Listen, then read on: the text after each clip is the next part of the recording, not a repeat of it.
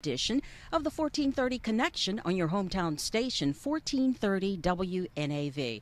I'm Barbara Cox, and today we actually go live at Jonas Green Park for a very important press conference that's being held by the Department of Natural Resources. I have two guests here with me. I will let them introduce themselves, and then we'll share with you exactly what we're talking about. You are? I am Lynn Fegley from Maryland DNR Fishery Service. You've been with DNR for quite a while, right? I have. I've been with DNR for almost 20 years. And what do you do with them? I am the Deputy Director of Fisheries Service, so I do fisheries management. And that's what we'll be talking about. And you are? Brenda Davis. And your position with DNR? I'm the Blue Crab Program Manager. Blue crab. She hit the nail on the head when she said crabs, didn't she? That's what today's press conferences has actually been about. It's been about limiting the amount of crabs that you actually will take from the Chesapeake Bay. Now, I know you had something very important when it talks about the crabs. There's a reason why the limit has been placed. Will you share that with us? Yes, and it's important to say that the limits that we have this year are not new. They're not new for the recreational component of the fishery, but we are working with our partners in the Natural Resources Police to just make sure that everybody knows the rules and they're following the rules. And the reason we're doing this year is because the crab population has given us a little bit of concern this year. We're not in a state of panic, but we are on high alert. And the reason is because in our annual survey, where we measure the number of crabs resident in the bay, what we found this year was that the number of adult females, so the spawning females, the moms who produce the next generation, were lower than we'd like to see. So we actually have a scientifically established minimum level that we want to stay above, and they fell just below that level. So we're working to just make sure that we extend as much protection to these animals as we can so that we have a healthy number of females to produce the next generation. When you talk about those numbers and healthy production, if you limit them this year, how long will it take before you start seeing the results of the limitations? Well, so our goal here really is to begin this fall. In September, we'll actually lower the daily catch limits that commercial watermen can catch, and that will protect the females that migrate south. So the way this works is that female crabs present in Maryland, they'll mate they'll molt to maturity, at which time they mate, and then they will all migrate down bay into Virginia waters where they're overwinter and spawn next year. So our goal this fall is to help as many of those females basically get out of Maryland waters and into Virginia waters. We're working very closely with our partners in Virginia. They are implementing additional conservation measures for the spring when those crabs wake up to spawn. And it is important to say that a higher number of females does not guarantee a higher number of juveniles, but it definitely increases our odds that we're going to get a good recruitment. So hopefully we will see the results of our efforts in next year's winter survey when we look at both the number of juveniles that have arrived and the number of adults. When it comes to commercial fishermen, what are the current limitations that they have in place? Right, so commercial fishermen have very strict daily catch limits for female crabs.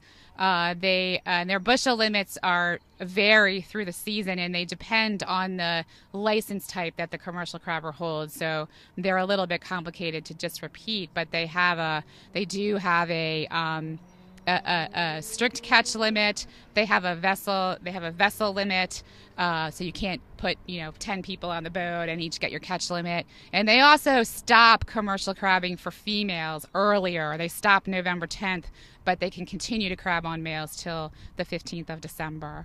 Now, you've been all the talking, and we've let your ace sit over here kind of quietly. So now we're going to come over here to you. When it comes to doing your job, what specifically is it that you do to make sure crabbing continues in Anne Arundel County? We work very closely with the Chesapeake Bay Stock Assessment and their recommendations for the management of the resource. And through their guidance, we craft regulations and catch restrictions to work with the number of crabs to keep that harvest level safe. Do you find, or can you share with me how often regulations are crafted? Once they are crafted, do they stay in line for or in place for a number of years or a season? Sure. Every year we do the winter dredge survey, and from that survey we get our abundance estimate. And it is that number of crabs that we have to work on the following season. So the 2014 winter dredge abundance is what sets our harvest limits for the 2014 crabbing season. So when we have a winter like we had last winter, how does that play into what we think we're going to see when it comes to crabbing? And overwintering mortality is one of the things that we estimate from the survey. And as everybody knows, this last winter was very long and very cold. And our mature crabs, the large crabs, are the ones that are most susceptible to overwintering mortality. And we lost about 30% of our adult population to overwintering, to winter kill. I've been hearing people talk about the size of the crab, the weight of the crab. How does that play with these restrictions? I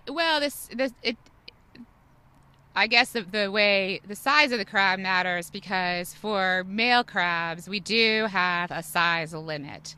So we start the season in April. People can keep, recreational and commercial crabbers alike may keep a 5-inch crab on July 15th. That increases to 5 1/4 inches. So for female crabs, we do not allow recreational crabbers to keep females.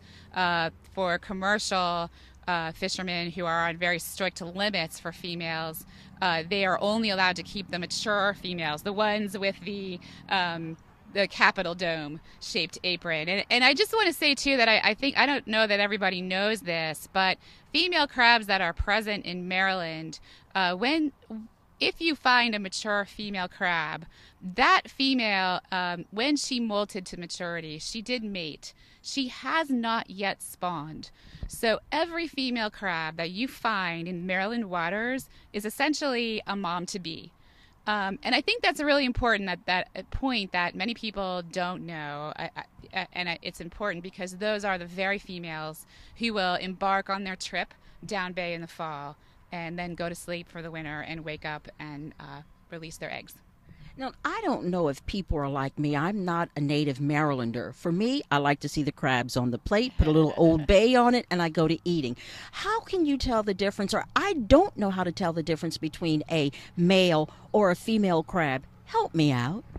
On the belly or the apron of the crab, they're very different shapes for males and females. The male apron is referred to as the Washington Monument. It's a very tall, thin apron in the middle of the belly.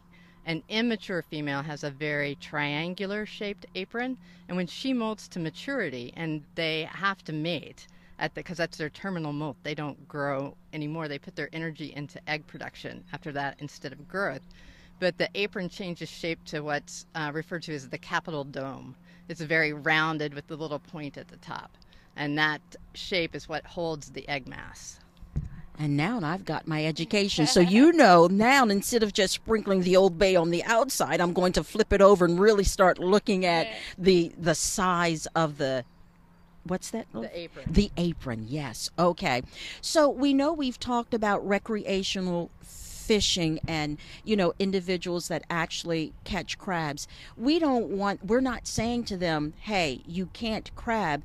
What we are saying is that there are limits out there. Be aware of them because there are also penalties. That's right. And so two things are important for recreational crabbers. People should enjoy their crabbing experience. It's very important to follow the rules and to know the rules. And for people who want to eat crabs, go eat crabs. It is our job and our responsibility to manage this fishery safely. That's why we're here. That's what we do. So we would encourage people, go eat crabs. You heard it coming from DNR itself.